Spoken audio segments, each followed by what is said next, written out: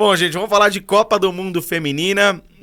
Tivemos aí a definição, né, das oitavas, ainda falta um jogo, né? França e Marrocos, e dois jogos, na verdade, né? E Colômbia e Jamaica, era pra estar o Brasil nesse jogo aí, né? Bom, mas já falamos bastante sobre essa eliminação na semana passada. Mas tivemos a classificação da Espanha contra a Suíça, a Holanda que despachou a África do Sul, o Japão bateu a Noruega, Suécia, Estados Unidos, emoção até o último lance, até o último pênalti, num pênalti polêmico. Vamos falar bastante desse jogo. A Suécia eliminou os Estados Unidos. Hoje também tivemos a Inglaterra despachando a Nigéria, depois de um empate por 0-0, e o jogo foi decidido nos pênaltis, né? 4-2 a Inglaterra venceu a Nigéria. Amanhã teremos Colômbia e Jamaica, França e Marrocos, e também tivemos a Austrália hoje despachando a Dinamarca. Já deixa eu colocar aqui na tela a nossa Elaine Trevisan. Elaine, queria ouvir de você, como que você analisa essas seleções que chegam à fase de quartas de final. Já dá pra falar num favoritismo, a seleção que mais vem te encantando nessa Copa do Mundo, Elaine? Bom, gente, primeiro bom dia para todo mundo que está no Brasil mais uma vez.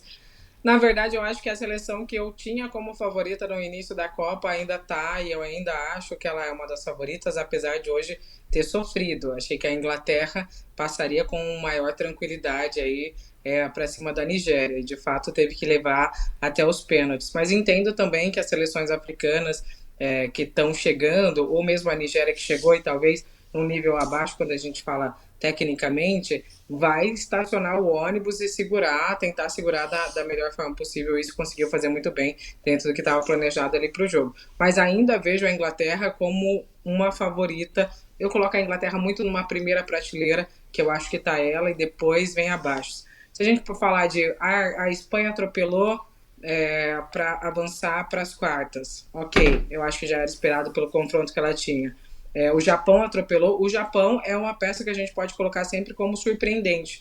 Nunca, pelo menos em nenhuma análise, eu vi ninguém colocando o Japão entre as favoritas. E hoje ele é uma seleção que a gente olhando dentro desse escopo de oitavas de final, uma seleção que chega muito forte, fez uma primeira fase que a gente pode falar de irretocável, tem a artilheira da Copa, está se destacando e está mostrando para o mundo algumas jogadoras que a gente via somente na liga japonesa. É até bom a gente ficar de olho em informações dessas jogadoras, porque elas estão surpreendendo e estão indo muito bem. Vamos ver como que vai se sair agora Japão e Espanha nas quartas.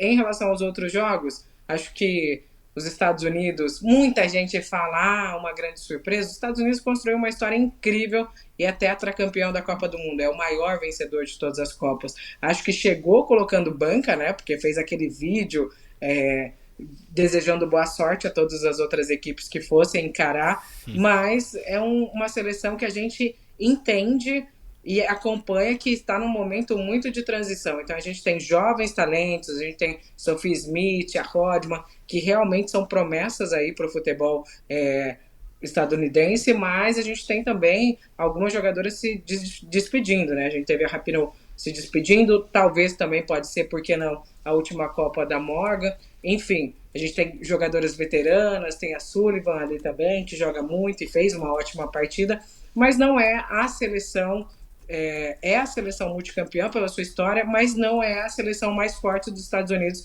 que a gente está vendo, até porque em outros momentos essa seleção tinha um degrau a mais de desenvolvimento frente às outras seleções que já encarou em Copas do Mundo. Então eu não vejo como uma grande surpresa os Estados Unidos caírem em oitavas de final.